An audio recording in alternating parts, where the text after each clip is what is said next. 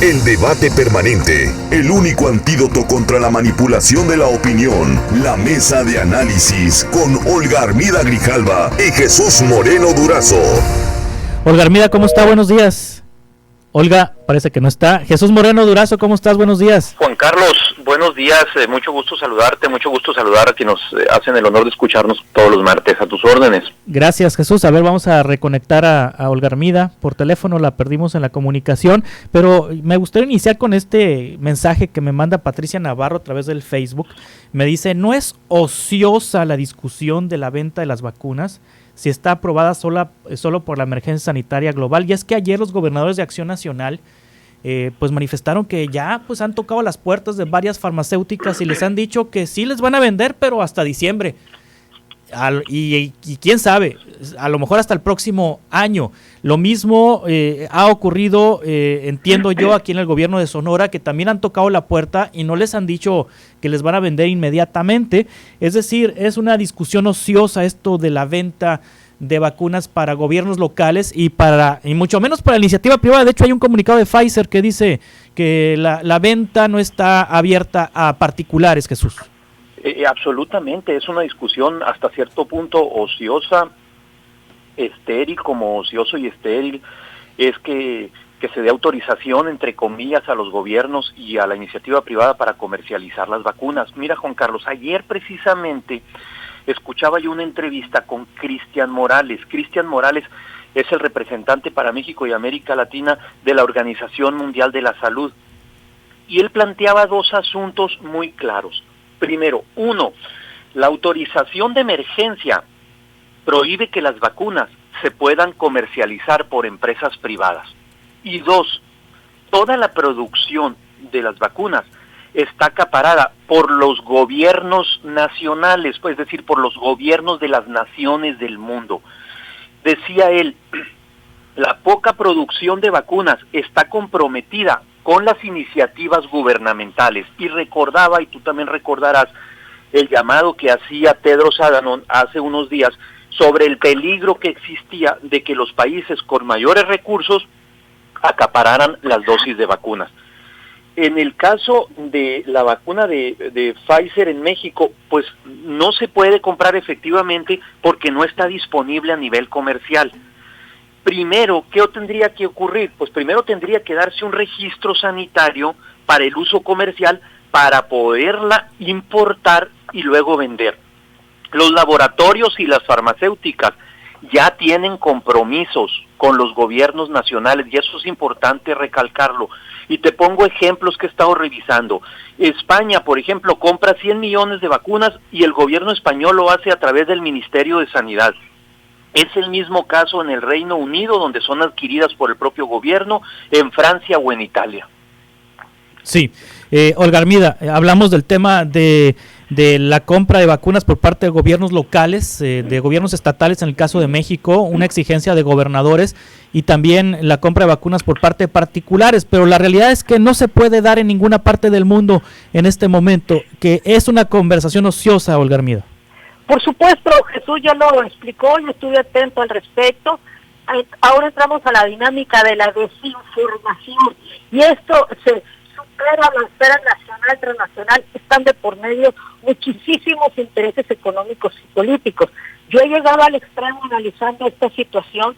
Primero, se genera un encono en la sociedad, en los de abajo. Para eso se prestan los medios de comunicación, donde lejos de ir a generar condiciones un poco de mesura, es de odio, de encono, de insulto. Somos una sociedad así crispada, y los de arriba están moviendo sus intereses. Y decía que he llegado a pensar que estamos en la Guerra Fría. En la Guerra Fría, sí, que les tocó vivir y que no nos tocó vivir, pero que la hemos estudiado, pues eso generó ese caos mundial, y los señores sabían cuánto y el cómo soltar para sus intereses económicos.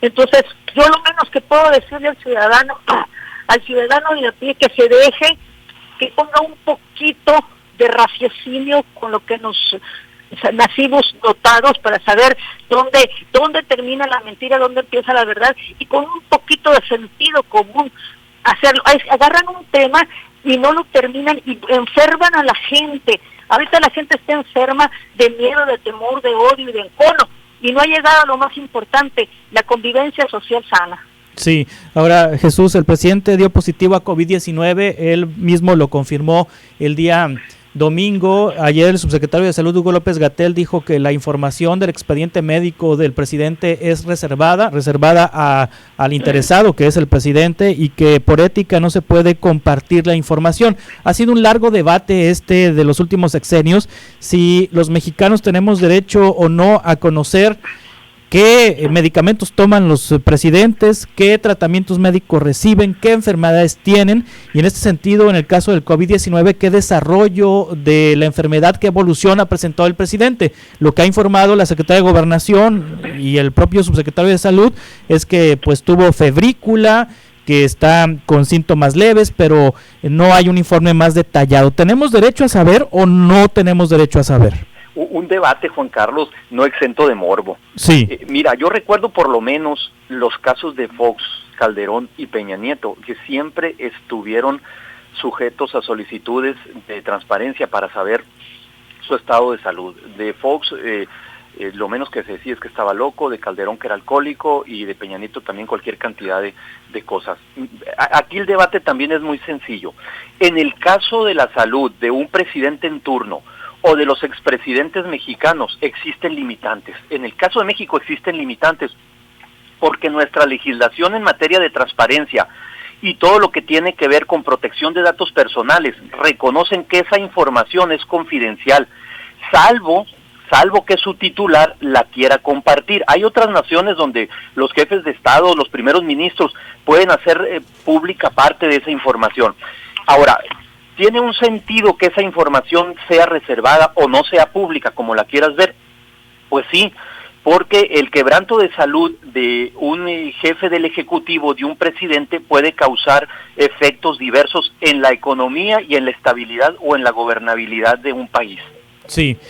Otra situación que emergió ahora que el presidente López Obrador, Olga Hermida, confirmó como positivo a COVID-19, fue la andanada que se vino en redes sociales, que se dejó venir en redes sociales de personas deseándole la muerte al presidente. Twitter reaccionó, esta red social dijo que cancelaría las cuentas que publicaran deseos de muerte en contra de, no dijo directamente del presidente, pero todo el mundo entendimos que se refería al presidente López Obrador, una situación de desearle la muerte al presidente. Sí, y ahí dejas ver el nivel de la sociedad que hemos conformado, y es importante analizarla, que desgraciadamente tampoco ya esto. Nosotros hemos llevado la vida política, tanto como gobernantes y gobernados, en lo oscurito. Todo tiene que ser bajo misterio y en la oscuridad, y la partida secreta, y esto secreto, y el otro secreto. Le tenemos miedo a la verdad, le tenemos miedo a la libertad, porque todo lo hemos hecho en condiciones de súbditos. Y hay que ver también en qué condiciones estamos. Aquí todo es misterio, todo eso, porque todo está torcido desde el inicio. Ese es uno de los grandes problemas. Yo lo he sostenido, mira, hace una semana fue la careta de Gatell. ¿Será problema para México para envenenar de esa manera? Ahora que si el presidente se enfermó, que se enferme, pues es una persona, es un ser humano. Pero ¿qué es lo que te dice? Atizar el odio. ¿A qué hemos vivido sobre eso? Yo en varios artículos, en posturas que lo he hecho, que lo menos que se han preocupado en hacer los gobernantes de cualquier partido es crear capital social y capital humano. Aquí lo estamos viendo en este momento. Lo estamos viendo y queremos la transformación de México, ¿cómo? Haciendo leyes, sí, que bueno, pero la ley solamente es un instrumento, ¿sí? Debe de haber políticas públicas que vayan dirigidas a reconstruir esta nación de sus cimientos éticos, humanistas, sociales, y eso no se ha preocupado. Aquí se han hecho políticas públicas para la gandalle, para la rapiña y para que quítate, que ahí voy yo. Sí, ahora Jesús, estos mensajes de odio en redes sociales, ¿es libertad de expresión o tiene derecho Twitter a cancelar estas cuentas para no distribuir mensajes de odio? Es un debate reciente también, a partir de que se le canceló la cuenta a Donald Trump, también a partir de que varias cuentas de pues ligadas a la 4T o promotoras de López Obrador fueron canceladas por Twitter, y ahora más recientemente esta reacción de Twitter en cuanto a cancelar cuentas que promuevan el odio hacia el presidente. A ver, primero, Juan Carlos, decirte que me parece deleznable lo que pasó el domingo en la tarde en esa red social que fue la que yo consulté sobre al grado de desearle que le apliquen medicamentos al presidente para que se vaya, ¿no? Eso me parece terrible, y creo que las empresas, en este caso Twitter, toma una buena decisión en cancelar o en suspender ese tipo de cuentas. Ahora, pues, relativo con tu pregunta, es un debate muy interesante y no es fácil de destrabar.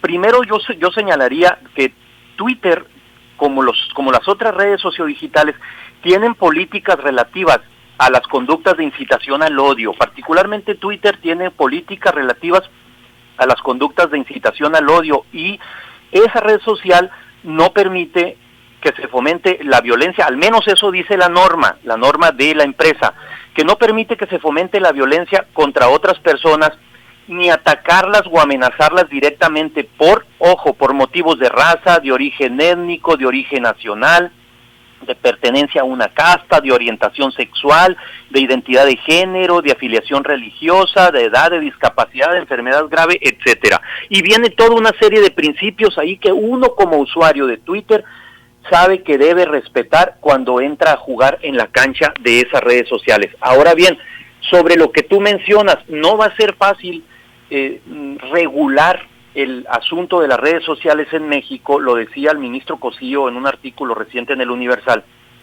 porque a diferencia de lo que sucede con las autoridades nacionales, con las autoridades de nuestro país o incluso con los particulares, aquí un asunto importante es que estas empresas son propietarias y están operadas o domiciliadas fuera de nuestro país, y esto hace más complicado el asunto porque las reglas a las que se someten el orden jurídico está fuera de nuestro país. Entonces no va a ser fácil entrar en un ejercicio de regulación, al menos en lo inmediato, en estas redes sociales.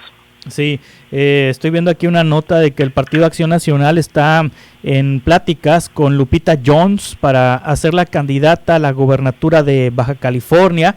También estoy viendo aquí una nota de Veracruz en donde Paquita, la del barrio, se ha registrado como precandidata a diputada por el estado de Veracruz. Estoy buscando si se trata de una diputación federal o una diputación local. Es una diputación local en el estado de Veracruz. Allá en Querétaro, Kiko se registró como precandidato a la gubernatura, y si no pega, como precandidato a la alcaldía de Querétaro. Digo, no es nuevo esto de buscar a personajes de la farándula para postularlos a puestos de elección popular, Olga.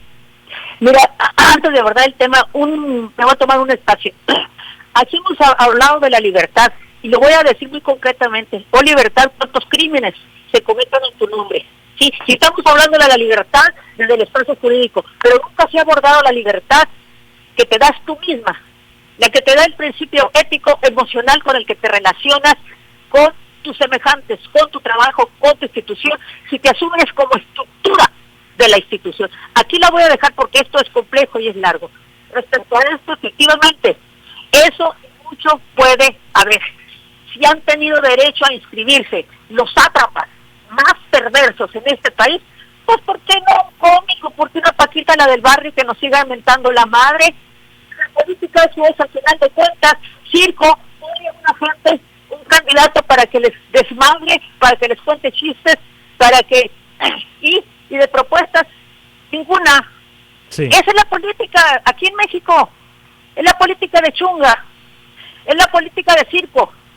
A los payasos de la gente que no están comprometidos con este país, fácilmente se les puede manipular. Entonces, somos un país de caricatura. ¿Cuándo vamos a ser un país de verdad? En este país, las mentiras son verdades, la muerte es vida, ¿sí? Así para empezar, y las mentiras son verdades, y te las generan. Entonces, aquí hay que preguntarse, en este punto, ¿Qué clase de ciudadanía hemos forjado?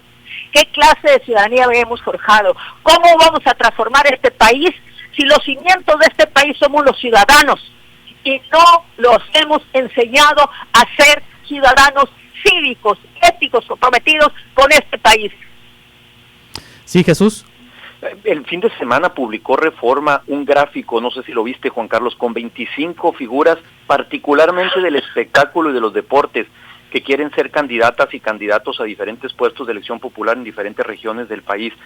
Figuran ahí, recuerdo, Gabriela Goldsmith, actriz, Rommel Pacheco, deportista, Alfredo Adame, actriz, Vicente Fernández Jr., Ernesto D'Alessio, figuran Patricio Zambrano, figuran otros personajes del fútbol como José Luis Sánchez Solá, que fue director técnico del equipo del Puebla, el Bofo Bautista, que fue jugador de las Chivas del Guadalajara, Adolfo Ríos, que fue arquero de la selección nacional, algunos enmascarados literal y metafóricamente, luchadores. Pues es el pan y circo, no hay más. Los partidos políticos echan mano de lo que pueden con tal de conservar el registro y con tal de ganar elecciones. Los pueblos tienen los gobiernos que merecen. Muy bien, pues les agradezco mucho, Olga Armida Grijalva y Jesús Moreno Durazo, que hayan estado con nosotros esta mañana. A ver si no se me salta el COVID. La otra vez me pasó lo mismo. Empecé a dar clases y me emocioné y soy una apasionada del derecho. Y dejé la plataforma casi atarantada. Pero ya me lo noqueé también. Ah, qué bueno, maestra. Gracias por la oportunidad. Gracias Jesús. Gracias, buenos días. Hasta pronto. Reporte 100.